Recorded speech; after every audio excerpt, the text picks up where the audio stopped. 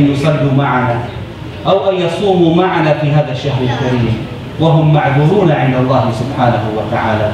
وآخرون أمد الله في أعمالهم وأعطاهم من الصحة والعافية، ولكنهم غفلوا عن هذا الشهر المبارك.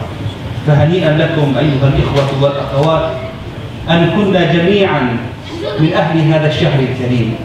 كان سيدنا رسول الله صلى الله عليه وعلى آله وسلم إذا أقبل شهر رمضان وقف بين أصحابه رضي الله عنهم وقال: جاءكم شهر رمضان شهر مبارك كتب الله عليكم صيامه، تفتح فيه أبواب الجنة وتغلق فيه أبواب الجحيم وتصفد فيه الشياطين، فيه ليلة خير من 1000 شهر، لله فيه في كل يوم عتقاء من النار. أي رجاء وأي طلب وأي بغية أعظم من أن تكون بغيتك أخي المسلم أن تصل جنة الله تعالى. فيه ليلة هي خير من 1000 شهر، من حرمها فقد حرم. مر معي أيها الإخوة والأخوات حديث لرسول الله صلى الله عليه وسلم أثر كثيرا في مشاعري نحو هذا الشهر المبارك والعظيم. يقول طلحة بن عبيد الله رضي الله عنه: كان لي صديقان جاء فأسلما معا بين يدي رسول الله صلى الله عليه وعلى آله وسلم، وكان أحدهما بعد أن أسلم أشد اجتهادا في الصلاة والعبادة والعمل الصالح من أخيه. ثم كان يوم جهاد في سبيل الله، فخرج جميعا، فإذا بهذا الرجل الذي هو يكثر من العمل الصالح يستشهد في سبيل الله تعالى. ثم بعد سنة يتوفى الآخر. قال طلحة رضي الله عنه: فذات يوم رأيت أني بباب الجنة، وإذا بخارج يخرج من الجنة ويأتي وأنا وصاحبي أمام بابها، فيقول لي هذا الرجل الخارج أو هذا الخارج من الجنة: يا فلان، يبدأ بمن؟ بالذي مات في العام الثاني، ليس بالذي استشهد، تفضل فادخل الجنة، فيدخل الجنة. ثم يدعى الآخر الذي استشهد أولا وكان أكثر عملا صالحا، فيدعى ثانيا. ثم يقال لطلحة رضي الله عنه: أما أنت فلم يأن بعد وقت، انتظر. فلما استيقظ طلحة رضي الله عنه حدث أصحابه، فذهبوا إلى النبي صلى الله عليه وسلم متعجبين: يا رسول الله، ذاك الذي استشهد أولا كان يجتهد في الطاعة والعبادة، ومع ذلك دخل الجنة ثانية.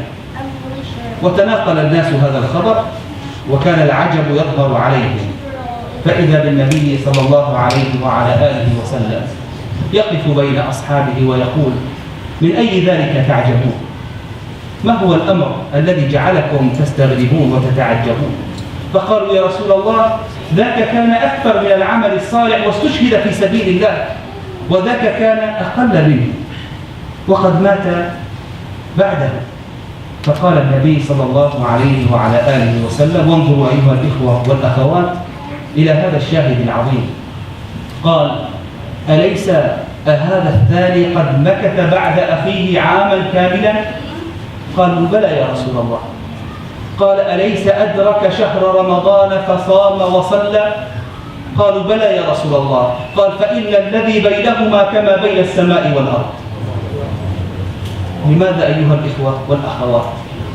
لأنه أدرك شهر رمضان لعام واحد بعد أخيه، فإن الذي بينهما أعظم مما بين السماء والأرض. فهنيئا لمن بلغ شهر رمضان عاما بعد عام ومرة بعد مرة، وكان فيه من الموفقين الصائمين والقائمين. يترجم لكم ما شاء الله. ما شاء الله. لا إن شاء الله. السلام عليكم ورحمة الله وبركاته. Okay.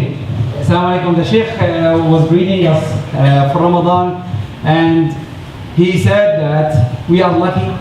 There are people who were with us last year, and subhanallah, they were not with us this year. And there are people that were with us last year, and still they didn't reach this year, but they are sick. They reached this year, but they are sick. They are not with us. They are back home. And there are people like us, and we should be happy.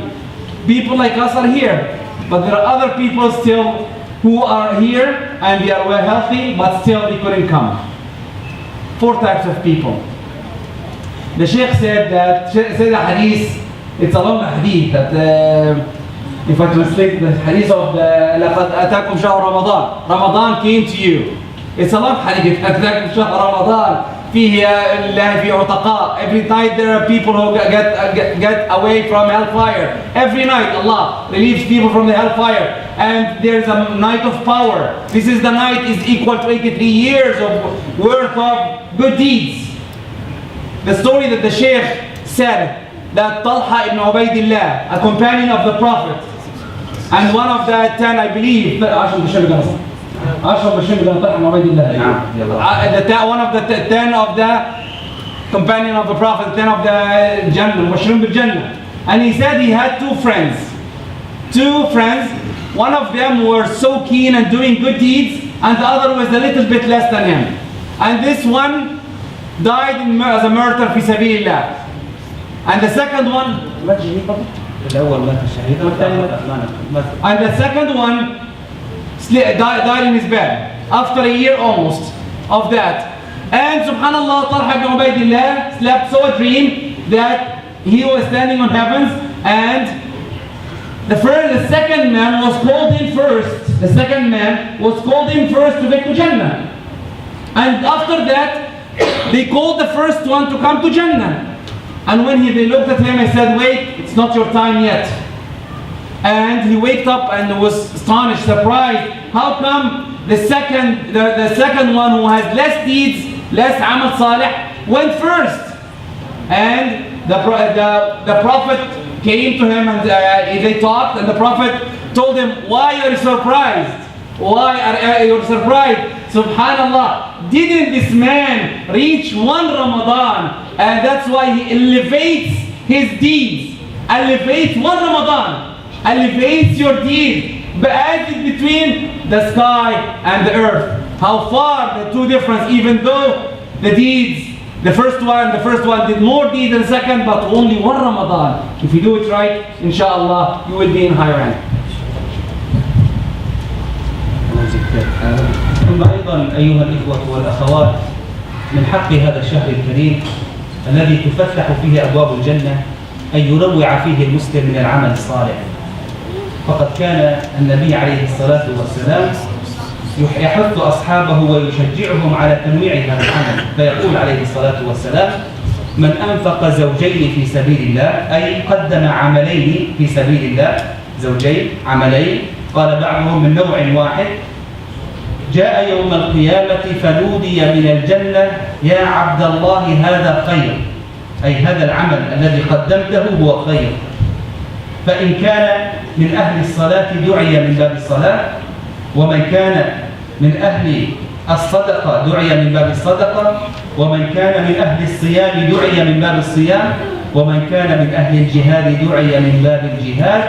ثم يقوم سيدنا أبو بكر رضي الله عنه، وقد سمع هذا من رسول الله صلى الله عليه وسلم، فيقول: يا رسول الله، ليس على أحدنا إذا دعي من أحد هذه الأبواب من ضرورة أن يدعى من غيرها، يعني يكفي لو دعينا من باب واحد لكي ندخل الجنة، فهل يدعى أحد من جميع هذه الأبواب؟ فقال النبي صلى الله عليه وسلم: نعم، وأرجو أن تكون منهم. فإذا بسيدنا أبي بكر رضي الله عنه. لماذا سأل النبي صلى الله عليه وسلم؟ لأنه كان يوما معه عليه الصلاة والسلام، فقام النبي المصطفى صلى الله عليه وسلم بعد صلاة الفجر، والناس لم يكونوا في وقت يؤدوا أعمالا صالحة، فقال: من قام الليل؟ فإذا بأبي بكر رضي الله عنه يقول: أنا يا رسول الله. ثم يقول صلى الله عليه وسلم: من تصدق؟ فيقول: أنا يا رسول الله في هذا اليوم. ثم يقول النبي صلى الله عليه وسلم: من عاد مريضا؟ فيقول: أنا يا رسول الله. من شيع جنازة؟ أنا يا رسول الله. فإذا بالنبي صلى الله عليه وسلم يقول: ما اجتمعت في أحد إلا كان من أهل الجنة. بشارة لسيدنا أبي بكر رضي الله عنه. إذا نحن أيها الإخوة والأخوات في ميدان رمضان، ميدان التسابق في العمل الصالح، فمن استطاع أن يقدم زوجين في سبيل الله فليبادر، لعل الله سبحانه وتعالى أن يكتبنا جميعا فيه من المقبولين، وأن يدعى فيه من أبواب الجنان، فإن من المؤمنين من يدعى من جميع هذه الأبواب. أسأل الله تعالى أن يتقبل منا جميعا الصلاة والصيام، وأن يتقبل منا جميعا صالح الأعمال، وأن يفرج عن أمة سيدنا محمد صلى الله عليه وسلم، وأن يلطف بها فيما جرت به المقادير. وجزاكم الله خيرا.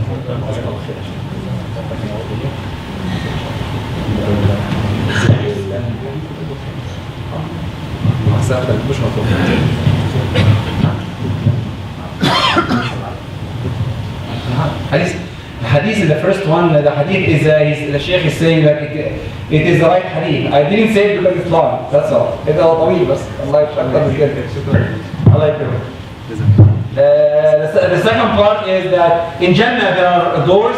There are doors. Everyone is called from each door. The door, there is a door for salah. There is a door for sadaqah. There is a door for zakah. There is a door for jihad.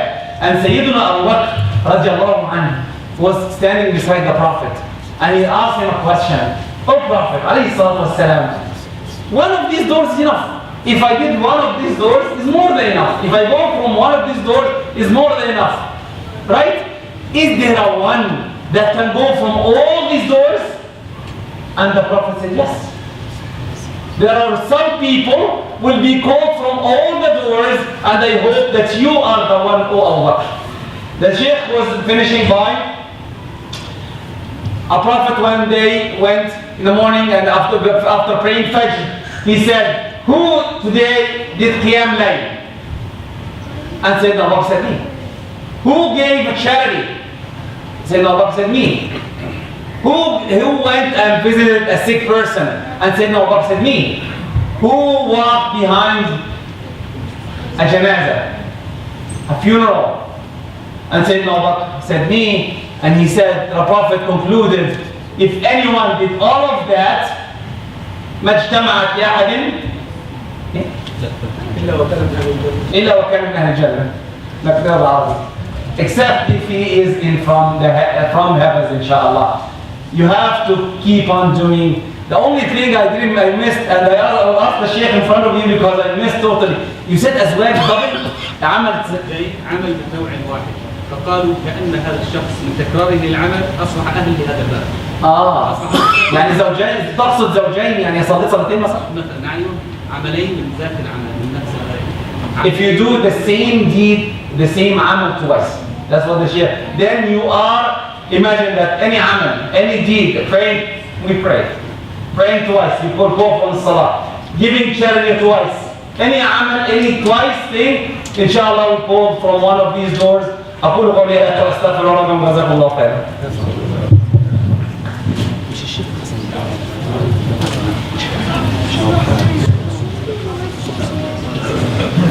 تفضل يا شيخ، جزاك الله خير.